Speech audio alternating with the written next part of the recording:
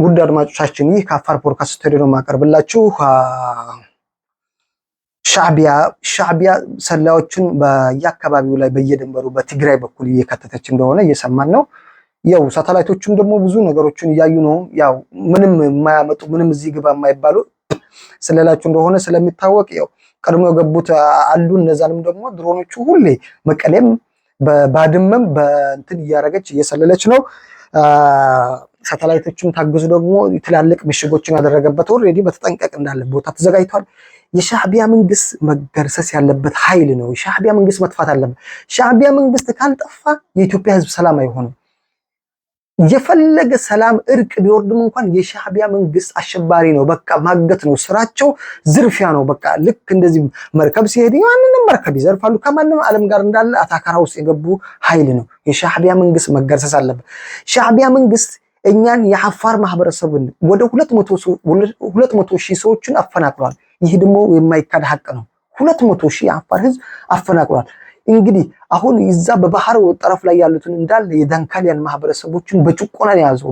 ቢገርማችሁ አንድ መሰረተ ልማት የለውም። በቃ የሚፈልገውን ይጨፈጭፋል። ከአንድ አካባቢ ወደ 500 ጀግናው የተባሎችን ይገላል። በየአካባቢ ላይ እንግዲህ ሁሉ እሱ ብቻ ምንድነው አሁን የሚፈልገው? በቃ ሽብር ነው። በቃ ሞኖፖሊዝም፣ ይሄ ሞኖፖል የዲክታቶርነት መንግስት በቃ ከደርግ የባሰ በቃ መንግስት ነው ብንለው ይቀላል። ይህ ኃይል መገርሰስ አለበት። የአፋር ማህበረሰብ በጣም ተበሰቋቁሏል። በዛ በነሱ የተነሳ ምንም አይነት የንግድ እንቅስቃሴ የለ፣ ልማት የለ፣ መሰረተ ልማት የለ፣ ትምህርት የለ፣ ምንም የለም። በቃ ማህበረሰቡ ይሄ እንግዲህ ብዙ ማህበረሰብ በተፈናቃይ ለመፈናቀል ተዳርጎ ይኸው በዚህ በአይሴታ በኩል በአፋር አይሴታ ኢትዮጵያ አፋር መጥቶ እንግዲህ በካምፕ እዚህ ተፈናቃይ ካምፕ እየተደረጉ በቃ ወደ ውጭ ከመሄድ ውጭ ማለት ነው ምንም አይነት አማራጭ አጡ። ስለዚህ ይህ ኃይል መበተኑ ለአፋር እዛ ለሚኖሩ ባህር አካባቢ ላይ ለሚኖሩ ለዳንካል የማህበረሰብ ትልቅ ነፃነትን ያመጣል። ስለዚህ ብዙ ማህበረሰቦችን ይጎዳል። የፈለገ ቢሆን እንደ አፋር የጎዳ ማህበረሰብ ማንም የለም የኢሳያስ መንግስት። ስለዚህ ኢሳያስ መንግስት መገርሰሱን የዳንካል ማህበረሰብ እንዳለ ይፈልጋል። የአፋር ማህበረሰብ እንዳለ እዛ ባህር ላይ የሚኖሩትም ኢትዮጵያ የሚኖሩትም ይፈልጋሉ። ወንድሞቻችን ናቸው፣ እዛ ቤተሰቦቻችን አጎቶቻችን ናቸው እንዳለ እየተጨፈጨፉ ያለው። ስለዚህ የሻዕቢያ መንግስት ማጥፋቱን ሁሉም የአፋር ማህበረሰብ እንዳለ በአንድ ድምጽ እንዳለ ይደግፋል። ስለዚህ እሱ ደግሞ ሻዕቢያ መንግስት ደግሞ ምንድነው እኔ ያለምኋት ነገር እኔው አጠፋታለሁ እንጂ ምንም አትመጣም በሚል ነው አሁን የክተት አዋጅ ያወጃለሁ። ስለዚህ ኢትዮጵያ ደግሞ ይህንን ደግሞ በተጠንቀቅ የመጠባበቅ ላይ ነች። እንግዲህ በህንዲያ ኦሽን እና በሶማሊላንድ እንደዚህ ባህር እንትን ላይ ተዘጋጅታለታለች። የአሜሪካ መንግስትም ደግሞ ድጋፍ ያደርጉለት ነው። የራሽያ መንግስትም ደግሞ እንደዚህ የባህር ኃይል ሁሉ እገዛ እያደረገለት ነው። ባህር ኃይላችን ራሱ ተጠናክሯል። እሱ በባድመ ሲጠብቅ በዛ በኩል እየመጡበት ይገኛሉ። ስለዚህ በዚህ ደግሞ በሳተላይት እየታገዙ የት እንዳለ ድባቃቸው ሁሉ እየታየ ነው። እንግዲህ እኛም ማህበረሰቡ ሁሉ እያየን ነው። የሻዕቢያን እንግዲህ በኢትዮጵያ መንግስት ሳተላይት አማካኝነት እያየን ነው። ስለዚህ ይህ ኃይል መገርሰስ አለበት። እንደ አፋር ለአፋር ነፃነት ሲባል ሻዕቢያ መጥፋት ያለበት ኃይል ነው። ባህር አካባቢ ያለ የአፋር ማህበረሰብ የዳንካሊያ ህዝቦች እንዳለ በጣም ያበሰቃቀለ ስደት የዳረገ ነው። የሻዕቢያ መንግስት መጥፋት አለበት። ለኢትዮጵያ ሰላም የፈለገ እርቅ ሰላም ቢፈጠረው እንኳን የሻዕቢያ መንግስት ለኢትዮጵያ ከማሴር አንድ ቀን እንኳን እንቅልፉን አይተኛም። ይህ ኃይል መገርሰስ አለበት። እናምንበታለን።